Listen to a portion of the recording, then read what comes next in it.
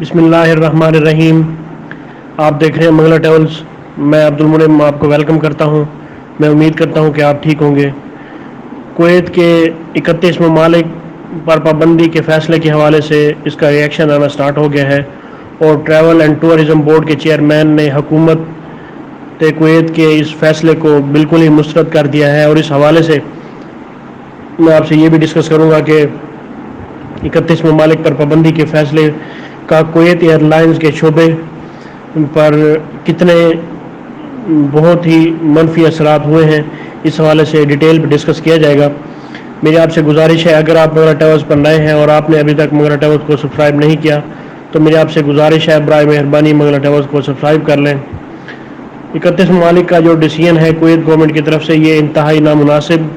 ہے۔ اس وجہ سے نہ صرف پاکستان کے لوگ بلکہ 31 ممالک کے لوگ جو کہ لاکھوں کی تعداد میں کویت میں تھے متاثر ہوئے ہیں، اور ان کا ریئیکشن آنا بالکل ہی ضروری تھا۔ اور اس حوالے سے اب جو وہاں کی اتھارٹیز ہیں کویت کی، ان کے حوالے سے بھی اس کا ریئیکشن آنا سٹارٹ ہو گیا ہے۔ اس کی ڈیٹیل اس طرح ہے کہ Kuwait travel and tourism agency ایسوسی ایشن کے بورڈ آف ڈائریکٹر چیئرمین محمد المطائری نے 31 ممالک کے شہریوں کو کویت میں داخلے پر پابندی کے فیصلے پر تبصرہ کرتے ہوئے یہ کہا ہے کہ یہ فیصلہ بلا جواز تھا، اور اس فیصلے کو بغیر کسی پیشگی اطلاع کے ہم پر مسلط کیا گیا ہے۔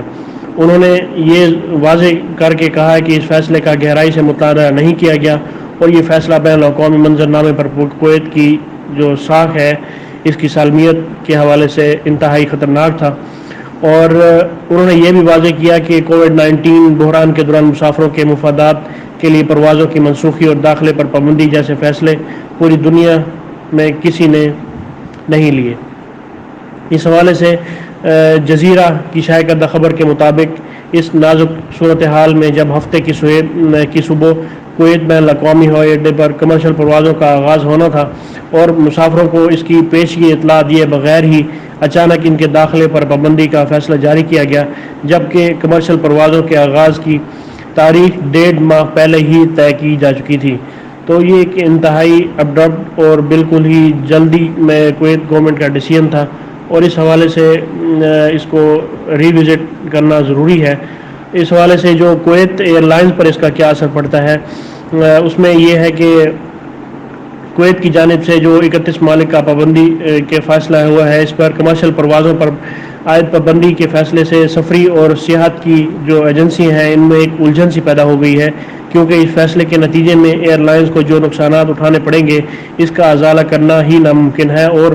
کورونا بحران کے باعث دنیا بھر میں کمرشل پروازوں کی معطلی کے بعد ایسا فیصلہ ایئر لائنز کے لیے ناقابل برداشت ہے۔ ٹریول سیکٹر کے عہدیداروں کے مطابق یہ جو فیصلہ ہے یہ انتہائی غیر دانشمندانہ ہے، اور گہرائی سے مطالعے کیے بغیر سوشل میڈیا پر چلائی جانے والی مہموں کو جو ایک رد عمل ہے اس کے سامنے آیا ہے۔ انہوں نے یہ زور دے کر کہا ہے کہ فیصلے سے اگست کے مہینے میں کویت کے قریب 1 لاکھ مسافر جو ہے وہ متاثر ہو سکتے ہیں، اور اس سلسلے میں ہوائی شعبے کے ایک سرکاری ذرائع نے کویت ہوائی اڈے پر کمرشل پروازوں کو شروع کرنے اور پھر اچانک 31 ممالک پر پابندی لگانے کے فیصلے پر حیرت کا اظہار کیا ہے۔ انہوں نے یہ بھی کہا ہے کہ انہیں یقین ہے کہ ایسے افراد ہیں جو ہوائی نقل و حمل کی مارکیٹ کو کمزور کرنا چاہتے ہیں، اور جن میں ایئر لائنز، ٹریول ایجنسیاں، سافٹ ویئر کمپنیاں اور ایئرپورٹ کے آپریٹر شامل ہیں، جو لوگوں کی ضروریات اور پریشانیوں کو نظر انداز کر کے اپنا مقصد جو ہے وہ پورا کرنا چاہتے ہیں۔ اس حوالے سے ایسے فیصلوں کی وجہ سے معیشت اور کاروبار کی دنیا میں انتہائی منفی اثرات مرتب ہوں گے، اور کووڈ-19 وائرس سے نمٹنا ایسے غیر دانشمندانہ فیصلے سے نمٹنے سے جو ہے وہ آسان ہی ہے، لیکن ہوائی شعبے کے ذرائع نے اس بات پر زور دیا ہے کہ وہ ایسا صرف کویت میں ہی ایسا کیوں ہوا ہے، کیونکہ باقی خلیجی ممالک کے ہوائی اڈے کمپلیٹلی کھلے ہوئے ہیں اور ہموار اور آسان طریقے سے کام کر رہے ہیں، جس طرح دبئی اور باقی قطر ایئر ویز اور تقریباً باقی جو ممالک ہیں، بحرین خاص طور پہ، ان پہ تقریباً فلائٹس کا سلسلہ جو ہے وہ جاری ہے، لیکن کویت نے ایسا ڈیسیژن کیوں لیا ہے اس کی ابھی تک کوئی سمجھ نہیں آ رہی۔ اس حوالے سے بحران کے آغاز میں ہوائی اڈے کے اندر پائے جانے والے تفریحی اور افراتفری سے سبق نہ حاصل کرنے پر تنقید کرتے ہوئے کویت کی صورتحال کو ایویشن کی دنیا میں ایک غیر معمولی جو ایک معاملہ ہے وہ سمجھا جا سکتا ہے. اور اسی طرح ایک انٹرنیشنل کمپنی برائے سفری اور سیاحت کی ایگزیکٹو جنرل رامی بدل الاسعد نے وضاحت کی کہ کویت میں ٹریول ایجنسیوں نے قریب ایک ہفتہ قبل اپنے کام کا آغاز کیا تھا اور کووڈ کے باعث پیدا ہونے والے دباؤ کو کم کرنے کے لیے ریزرویشن اور ٹریول پیکیجز وغیرہ کی فراہمی کا کام شروع کیا تھا. تاہم مصر اور لبنان سمیت 31 ممالک سے پروازوں پر پابندی کا فیصلہ عائد کرنے کا فیصلہ مقامی مارکیٹ میں ٹریول اور سیاحت کی ایجنسیوں کے لیے ایک بہت بڑا دھچکا ہے, اور اس فیصلے کی وجہ سے بیرون ملک غیر ملکیوں کو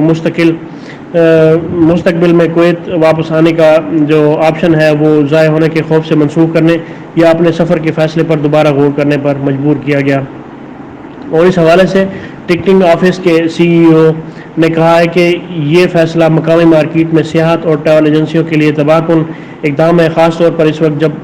ایئرپورٹ میں تجارتی سرگرمیاں دوبارہ شروع ہونے کے قریب ہیں اور یہ اچانک فیصلہ آ گیا. تو اس حوالے سے یہ ہر شعبے میں, چاہے وہ ٹریول اینڈ ٹورزم کا ہو, وزٹ کا ہو, ٹکٹنگ کا ہو, اور ہر شعبے میں ہی اس بات کی تشویش پائی جاتی ہے, اور اس کا ازالہ کویت گورنمنٹ کو کرنا ہی ہوگا,